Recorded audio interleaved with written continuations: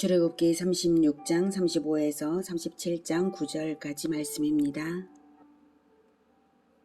그가 또 청색, 자색, 홍색 실과 가늘게 꼰 배실로 휘장을 짜고 그 위에 그룹들을 정교하게 수놓고 조각목으로 네 기둥을 만들어 금으로 쌌으며 그 갈고리는 금으로 기둥의 네 받침은 은으로 부어 만들었으며 청색, 자색, 홍색 실과 가늘게 꼰 배실로 수놓아 장막문을 위하여 휘장을 만들고 휘장문의 기둥 5과 그 갈고리를 만들고 기둥머리와 그 가름대를 금으로 쌌으며 그 5 받침은 노시였더라. 사랑하는 형제 여러분, 7월 25일 월요일 새벽 묵상에 오신 것을 환영합니다. 언약관계를 회복받은 이스라엘 공동체는 모세에게 주신 명령에 따라 성막을 제작하고 있습니다. 19절까지는 사중앙장이었고요. 그리스도의 성품을 의미하는 사중앙장이죠. 34절까지는 언약공동체의 하나됨을 의미하는 벽체, 널판을 만들었습니다. 35에서 38절은 지성소 문이 되는 휘장과 성소 문이 되는 장막 휘장과 그 기둥들을 만든 사실을 보도하는 것입니다.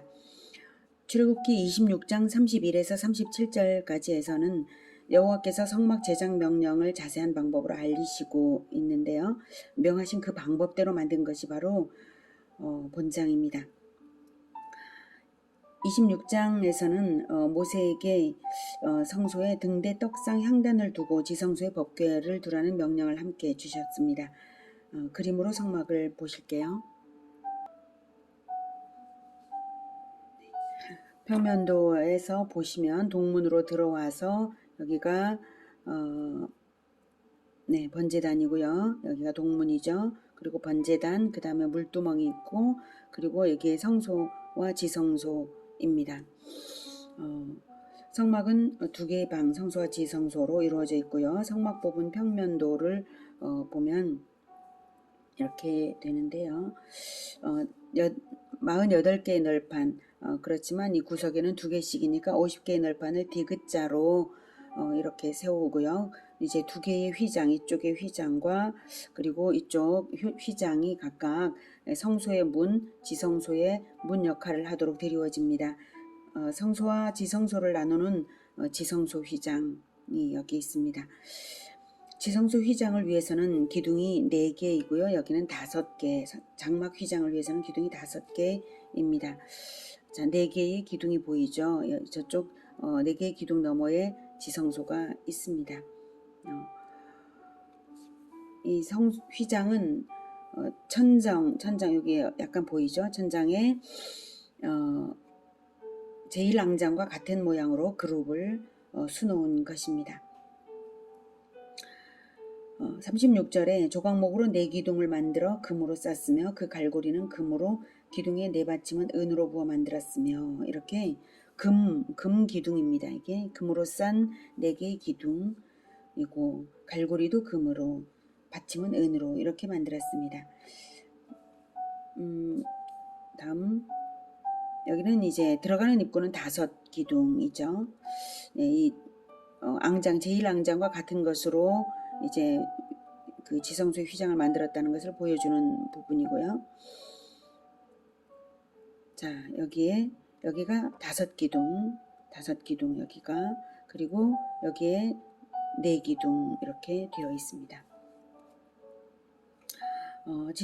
휘장문, 그러니까 5기둥과 그 갈고리를 그 기둥 머리와 그 가름대를 금으로 쌌고 그 5 받침은 노시였습니다. 그러니까 여기는 노수로 만들었어요. 노수로 만들고 받침도 노시고요. 그리고 여기는 금으로 만들었습니다. 4개의 기둥은 금. 네. 자, 이렇게 되었는데 바깥쪽에 이제 성막 휘장은 이렇게 되어 있습니다. 5개의 기둥에 드리워진 모습이고 지성소의 휘장 모습은 이렇게 이제 그룹을 수놓았습니다. 다시 지성소를 바라보면 4개의 황금 기둥 그리고 휘장이 드리워져 있습니다. 출애굽기 26장에서는 저 휘장을 들여온 이유가 우리를 위한 것이라고 하십니다. 출애굽기 26장 33절에는 그 휘장을 갈고리 아래에 늘어뜨린 후에 증거궤를 그 휘장 안에 들여놓으라. 그 휘장이 너희를 위하여 성소와 지성소를 구분하리라. 네, 너희를 위하여 성소와 지성소를 구분하리라. 구분하는 것이 우리를 위하는 것입니다. 왜일까요? 저 휘장 너머에는 법궤가 있고요. 언약궤죠. 언약궤 위 속죄소는 하나님의 임재의 처소거든요. 대제사장이 1년에 단 한 번 가서 만나 뵙고 말씀을 듣는 자리입니다. 단 한 번밖에 못 갈 만큼, 그리고 규례에 흠이 있으면 죽음을 당할 정도로 저곳 지성소는 지극히 성스러운 자리입니다. 그래서 우리가 못 들어갑니다. 만약 휘장이 없다면 누구든 죽음을 면치 못하겠죠. 그래서 우리를 위해 휘장을 들여온 것입니다. 우리는 죄인이고 하나님은 거룩하시니까 휘장이 있어야만 하나님과의 만남이 있을 수 있는 것입니다. 하나님께서는 휘장을 들여오심으로 말미암아서 날마다 제사장들이 성소에 들어가서 등불을 켜고 향 피우는 일을 통해서 하나님을 섬길 수 있게, 매일 섬길 수 있게 하셨습니다. 분향단은 지성소 휘장 바로 앞에 있습니다. 휘장으로 가려 있지만 법궤와 마주보고 있는 것이죠. 말하자면 커튼을 사이에 두고 하나님과 나의 교제는 매일 있다는 뜻입니다. 하나님은 우리를 매일 만나고 싶으셔서 우리가 매일 찾아오는 것을 기뻐하시기 때문에 휘장을 들이우게 하신 것입니다. 죄인이 대면하면 즉시 죽게 될 정도로 지극히 영광스럽고 거룩하신 분이셔서 휘장을 들이우신 거죠. 만나시고는 싶으시고 우리는 죄인이고 해서 휘장을 들이워서라도 우리가 찾아오기를 기다리시는 하나님이십니다. 그래서 휘장은 감히 범접할 수 없는 하나님의 거룩하심을 알게 함과 동시에 우리와 매일의 교제를 원하시는 하나님의 마음을 알게 합니다. 그런데 이 휘장조차 마침내 찢어진 것을 아십니까? 전혀 아무런 가림막 없이 우리를 받아주시려고 그렇게 휘장을 찢으신 장면이 마가복음 15장 37에서 38절입니다. 예수께서 큰 소리를 지르시고 숨지시니라. 이에 성소 휘장이 위로부터 아래까지 찢어져 둘이 되니라. 이에 예수께서 숨지셨기에 성소 휘장이 위로부터 아래까지 찢어졌습니다. 하나님께서 찢으신 것이죠. 사실 우리를 찢으셔야 되는데, 죄인들을 찢으셔야 하는데 죄인들을 찢지 않으시고 예수님을 찢으셔서 휘장이 찢어진 것입니다. 히브리서 10장 20절은 휘장을 찢으신 이유를 이렇게 설명하십니다.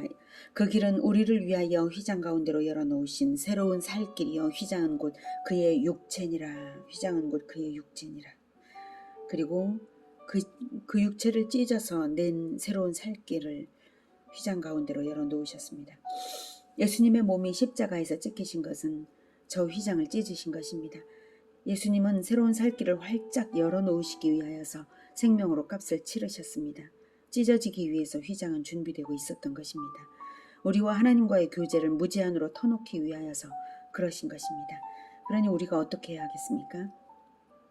날마다 매 시간마다 하나님을 만나러 성소로 나아가는 것이 마땅하지 않겠습니까? 예배당에까지 못 갈지라도 가정에서, 일터에서, 길목에서 하루를 시작할 때와 마무리를 할 때, 학교에 출발할 때와 공부를 시작할 때, 출근할 때와 업무를 시작할 때, 혼자 묵상의 기회가 있을 때 수시로 성소로 나아가시기를 권해드립니다. 이제 37장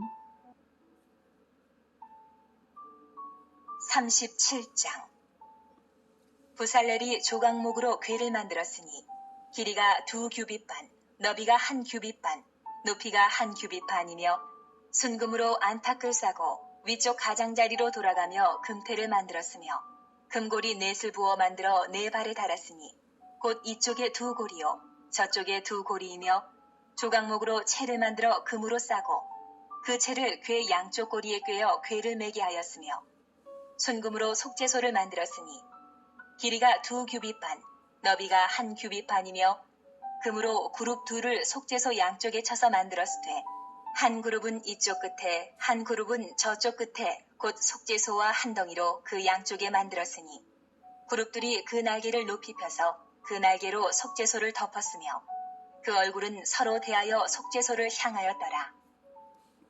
네, 37장 1에서 9절은 언약궤를 만든 내용인데요.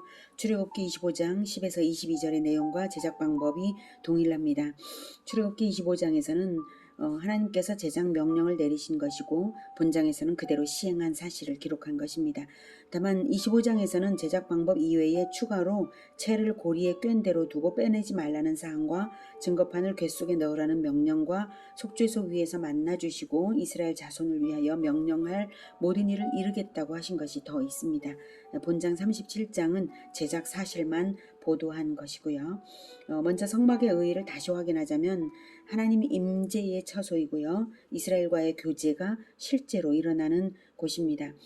본장에서 제작된 언약궤 위에 속죄소, 그 속죄소가 하나님이 임재하시는 바로 그 지점입니다. 가장 중요한 부분이죠. 오직 대제사장만이 언약궤가 있는 지점까지 들어가고 이스라엘 백성들의 눈앞에는 언약궤가 보이지 않지만 언약궤가 있는 위치에 성막 위에 바로 그 언약궤가 있는 그 위에 그 지점에서 피어오르는 하나님의 구름과 불기둥을 통해서 이스라엘은 눈으로 하나님을 생생하게 체험했습니다. 이스라엘에게 하나님과의 교제는 성막으로 보장되고 확인되는 실제였던 것입니다. 본장에서는 언약궤 떡상 등잔 때 분향단의 제작 사실을 이제 보도하는데요. 9절까지는 언약궤죠. 자, 그림으로 성막의 어느 위치에 있는 것인지를 먼저 이제 보면 여기에 동문 지나서 번제단, 물두멍 그리고 성막인데요. 성막의 안에는 이렇게 번제단 이 사이에 물두멍이 있고요. 그리고 떡상과 등대 있고요. 향단이 있고 휘장을 넘어서 언약궤가 있습니다. 예, 언약궤 이렇게 생겼고요. 네, 이렇게 십계명 두 돌판이 그 안에 있고 만나 항아리도 이제 법궤 안에 있습니다. 법궤의 크기는 한 규빗이 약 45.6cm 정도니까 길이가 두 규빗 반, 여기가 두 규빗 반, 약 114cm. 높이와 너비는 각각 한 규빗 반, 약 68cm로 된 장방형의 이런 상자입니다. 조각목, 즉 아카시아 나무로 만들어졌는데 금으로 쌌고요. 언약의 두 돌비는 보관했다는 점에서 언약궤 또는 증거궤라고 불렸습니다. 두 그룹이 서로 날개를 마주하고 얼굴을 향한 법궤 뚜껑, 이 부분이 바로 속죄소인데요. 속죄소 위와 앞에는 제물의 피를 뿌리는 부분입니다. 그래서 속죄소라고 부릅니다. 피 뿌림이 있어야 속죄가 되니까요. 하나님을 만나는 이 작은 장소, 보혈이 뿌려지는 이 중요한 속죄소는 무엇일까요? 우리는 기도할 때에 우리의 죄를 보혈로 덮어주소서라고 기도하죠. 저는 이 속죄소가 영혼의 가장 깊은 곳이라고 생각합니다. 죄가 숨겨져 있었던 내 영혼의 가장 은밀한 깊은 곳, 거기서 죄를 하나님 앞에 자복하고 보혈의 뿌림을 받아서 하나님과 만나는 것입니다. 보혈의 뿌림을 받아서 말할 수 없는 감동이 울려나는 그곳, 하나님을 향한 그 지순한 사랑과 감사가 흘러나는 내 영혼의 극히 깊은 데서 맑은 가락이 울려나네라는 찬송가처럼 하나님을 만난 기쁨이 늘 머무는 곳, 예수님처럼 내 피를 흘려 생명으로 섬겨드리고 싶은 마음이 우러나는 그곳, 그 예수님과의 연합이 일어나는 그 내 영혼의 지점이 바로 속죄소라고 생각합니다. 영혼이 예수님을 진정으로 영접하여 연합되는 그 지점을 공간으로 표현하자면 속죄소로 나타낸 것이죠. 법궤 또는 언약궤 또는 증거궤라고 하는 이 궤는 하나님의 임재 장소이자 하나님 통치의 중심부입니다. 하나님께서 우리를 통치하신다는 것은 무엇을 통치하시나요? 우리의 영혼의 핵심 위치에서 통치하셔야 우리의 손발을 다 통치하시는 것 아니겠습니까? 바로 언약의 두 돌판을 늘 품고 있는 우리 마음에 보혈로 뿌림을 받아서 예수님과 연합된 내 온전한 마음에서 만나주시는 분이 바로 하나님이십니다. 십계명 두 돌판이 없다면 언약궤라고 할 수 없겠죠. 그러니 하나님과의 언약을 마음에 품지 않은 자가 하나님을 만날 수는 없는 것입니다. 그리고 두 돌판이 있을지라도 하나님이 만나주시는 것은 속죄소 위에 보혈이 뿌려질 때입니다. 마음의 죄가 회개되고 대속될 때 만나주십니다. 만나는 장소는 속죄소입니다. 그 지점에서 하나님과의 연합이 있는 것입니다. 보혈이 뿌려지는 지점, 우리가 예수님의 이름으로 기도할 때 우리는 우리 머리 위로 뚝뚝 떨어지는 보혈을 받으며 기도하는 것입니다. 우리가 세례를 받을 때 우리의 머리 위로 물방울이 아니라 보혈이 뿌려졌다는 것을 알아야 할 것입니다. 보혈을 빛처럼 온몸으로 맞는 기도의 자리, 십자가 밑 바로 그 자리로 우리는 늘 나아가야 하겠습니다. 나아가는 우리의 마음에는 또한 두 돌판이 품어져야 하겠습니다. 자, 그런데요, 주 예수님과의 연합의 자리까지 나아가는 길에는 5기둥에 드리워진 첫째 휘장을 지나고 4기둥에 드리워진 둘째 휘장을 지나야 하는 것이었습니다. 성소와 지성소의 폭이 동일한데 여기에 폭과 여기에 폭이 동일한데 왜 기둥의 수는 다를까요? 폭이 같으면 기둥이 양쪽 다 같아야 할 텐데 건축학적으로는 설명이 되지 않는 것을 하나님께서 명하셨죠. 건축학적으로 따진다면야 기둥이 4개씩 있어야 될 이유도 없고 5개 있어야 될 이유도 없죠. 기둥이 2개만 있어도 되고 사실 기둥이 없어도 되죠. 그런데 왜 첫째 휘장은 5기둥, 둘째 휘장은 4기둥을 드리우고 이렇게 했을까요? 성경에 설명은 없지만 저는 구약의 모세오경과 신약의 사복음서를 상징한 수라고 저는 생각합니다. 우리가 예수님을 만나는 것은 성경을 통해서 만나는 것이지 다른 것이 아닙니다. 그리고 예수님은 하나님의 진면목을 보이시는 독생자이십니다. 구약시대에는 예수님이 아직 탄생하지 않으셨으므로 율법을 통해서 모세오경을 통해서 나타내신 바 간접적인 상태였기에 성소까지만 들어간 제사장처럼 아직 휘장과 휘장 사이, 즉 휘장 밖에 있는 상태였습니다. 하지만 구약의 모세오경은 그리스도를 간접적으로 보여주는 반면 진리를 가르치는 첫 관문입니다. 성소를 지나지 않으면 지성소에 나아갈 수 없듯이 모세오경을 통해서 구원의 원리인 진리를 배운 다음에 비로소 신약의 사복음서를 통해서 예수님을 만나서 그 실천의 모범을 배워서 따를 수 있습니다. 그것이 바로 5기둥에 드리워진 지성소 휘장 넘어 속죄소 앞으로 나아가는 것입니다. 그러기 위해서 예수님께서 자기 몸을 찢으셨던 것입니다. 언약궤 앞에 속죄소에서 피를 뿌릴 때에 그것은 우리의 영혼에 보혈이 뿌려지는 것이고 우리는 아침 저녁으로 성소에 나아갔던 제사장들처럼 5기둥 모세오경을 거쳐 하나님을 섬기고 4기둥 사복음서를 거쳐서 하나님의 진면목인 예수님을 만나는 것입니다. 이제 지성소의 휘장이 찢어져서 누구든지 아무든지 보혈을 들고 보좌 앞으로 갈 수 있게 하셨으니 날마다 성경과 성령으로 예수 그리스도를 만나면서 그 언약궤 보좌 앞에 나아가야 하겠습니다. 언약궤를 생각하며 예수님과의 연합, 보혈의 연합이 늘 있는 우리 모두가 되기를 축복합니다. 기도하겠습니다. 하나님, 우리와 연합하시기 위하여서 아들의 몸을 찢으시고 우리를 불러주셨으니 하나님, 우리가 날마다 예수님과 연합되면서 하나님을 만나겠습니다. 늘 보혈의 핏부림을 받으면서 우리 주 예수님과 연합함으로써 본받아 하나님을 만나겠습니다. 예수님과 연합하는 그 외에 어느 것으로 하나님께 은혜를 갚고 무엇으로 하나님께 감사를 올려드릴 수가 있겠습니까? 예수님과 연합하는 그 지점까지 날마다 나아가며 늘 십자가를 지며 주님 뜻대로 살아가는 우리 모두가 되게 우리의 영혼 심층부에서 우리를 다스려 주시옵소서. 예수님의 이름으로 기도드립니다. 아멘. 이어지는 시간은 개인 기도 시간입니다.